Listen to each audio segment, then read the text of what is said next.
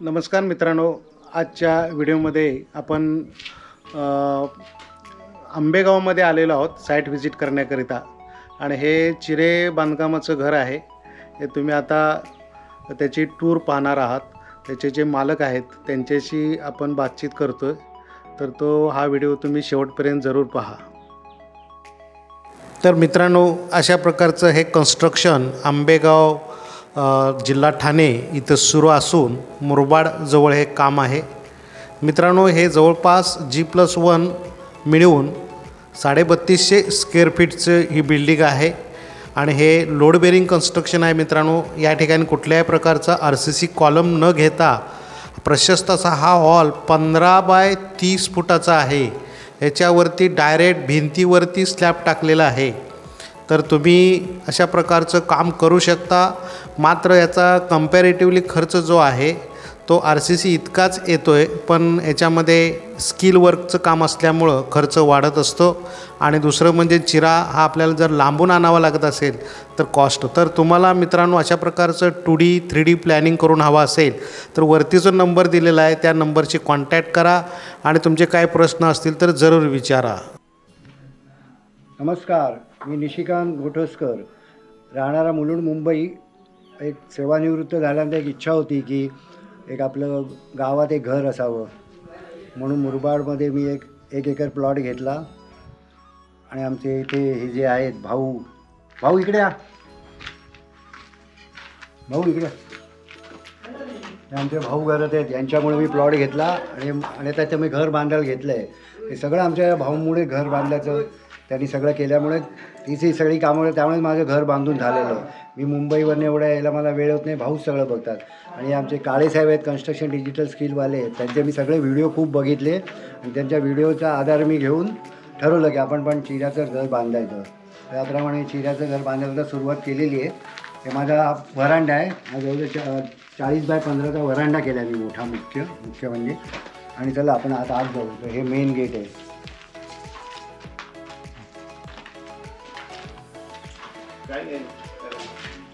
हे हॉलचं काम चालू आहे इथे. हा माझा जवळ 26 बाय 10चा हॉल आहे मोठा. 20 फूट बाय 26 बाय 10चा जास्त आहे. 26 बाय 15 आहे. 15चा हॉल आहे. पुढे मग इकडे मी या साईडला किचन घेतलेलं आहे. हे किचन घेतलेलं आहे. आणि ते किचनला माझी इच्छा होती की प्रत्येक खोलीला एक गॅलरी असावी, म्हणून माझ्या किचनला आणि दोन्ही बेडरूमला पण मी गॅलरी ठेवलेली आहे. आणि ते मी वरती कौलं ही ती वेगळी प्लॉट आहे. स्टोन कोटेड रूफ आहे. हे स्टोन कोटेड म्हणून नवीन पद्धतीची कौलं लावलेली आहे. ती झिंक कोटिंग आहे का त्याला? हां, त्याला स्टोन कोटिंग आहे. आणि त्याला पावसाचा आवाज पण येतो. हां, पावसाचा आवाज कमी होतो. आणि त्याच्या ॲल्युमिनियम झिंकचं कोटिंग असतं त्याला खालनं. त्रास येतो, पण त्याला वरनं स्टोन कोटिंग केल्यामुळे आपल्या जुन्या कौलं जे आपण लावतो त्याचा लूक येतो त्याला. इथे पूर्ण असं एक गॅलरी आहे सगळ्या खोल्यांना.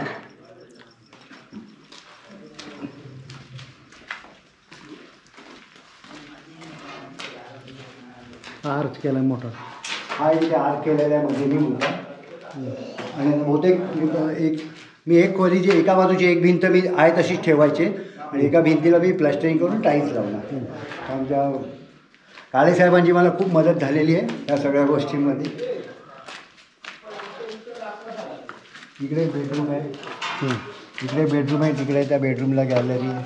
बेडरूमला पण हळू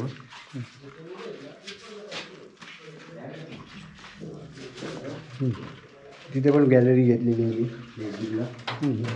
हे अटॅच टॉयलेट आहे काय? हे काय टॉयलेट? इकडे टॉयलेट आहे, 2 अटॅच टॉयलेट आहे. गॅलरी घेतली. या आता आपण वर जाऊया.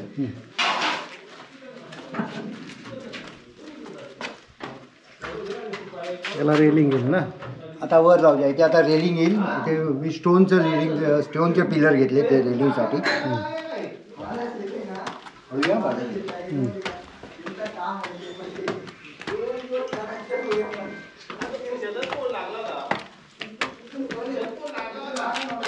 वरती आले हा आपला पूर्ण पॅसेज आहे मोठा इथे. आणि इथे या बाजूला परत एक बेडरूम केले, त्या बाजूला एक बेडरूम केले. असा 4 बेडरूमचा टोटल माझा प्लॅन आहे. टोटल 3200 स्क्वेअर फूट जवळजवळ होत आहे कार्पेट. ही आपली कॉमन गॅरी ही एंट्री आहे कॉमन गच्चीची. ही कॉमन गच्ची होणार आहे आणि ते मी लिकेज हे होऊ नये आणि गच्चीचा पण फील यावा म्हणून ते पॉलिकार्बोनेट शीट लावलेले आहेत मी वर. आणि पूर्ण गच्ची आहे आणि गच्ची मी पूर्ण अशी ओपन नाही ठेवणार आहे. मी ते आता एक पार्टिशन घालणार आहे, दोन्ही जाळीचं पार्टिशन घालणार आहे. म्हणजे त्या बेडरूमवाला तिथे ती गच्ची होईल आणि या बेडरूमवाला इकडची गच्ची होईल. तर ही आपण बेडरूम बघूया. या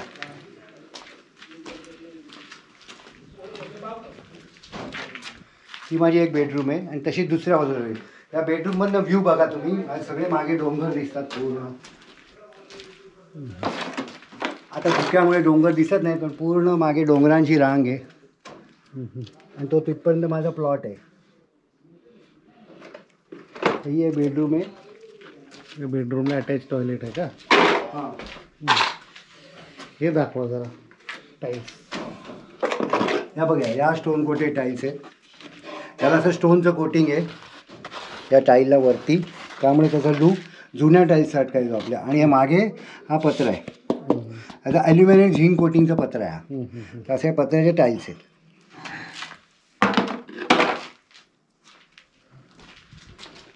इकडे पण संपूर्ण पूर्ण बालुस्टर लावलेले आहेत गच्चीला आणि ते पॉलिकार्बोनेट शीट घेतली आणि पुढे परत हीच आपली कौल आहे रेग्युलर जी आपण ही स्टोन कोटेडची रूफ लावली.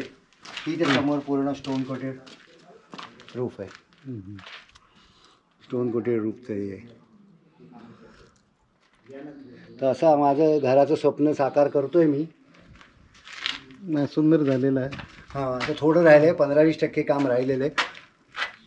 त्या गॅलरीमध्ये जाय, त्या रूममध्ये जाय.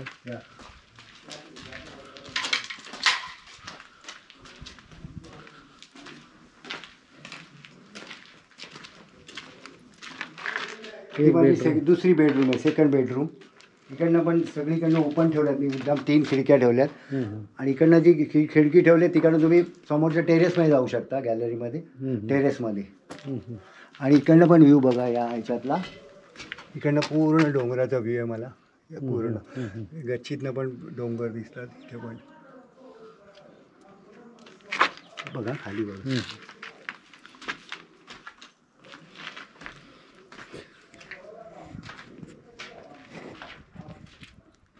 तर अशा प्रकारचं हे याने बांधकाम केलेलं आहे.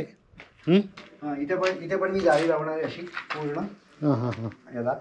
बरोबर. ती जाळी पण मी स्टोनचीच मागवली आहे, दौसावरनं, राजस्थानवरनं मागवलेली जाळी आहे. तर असं आहे, असं माझं घराचं स्वप्न मी साकार करते. तर आमच्या काळेसाहेबांची मला खूप मदत झाली याच्यात. त्यांनी मला गायडन्स केला बरोबर, खूप सांगितलं काय काय चुका आहेत, काय काय करेक्शन करायला पाहिजेत, त्या त्यांनी मला सांगितलेले आहेत. ओके, नमस्कार.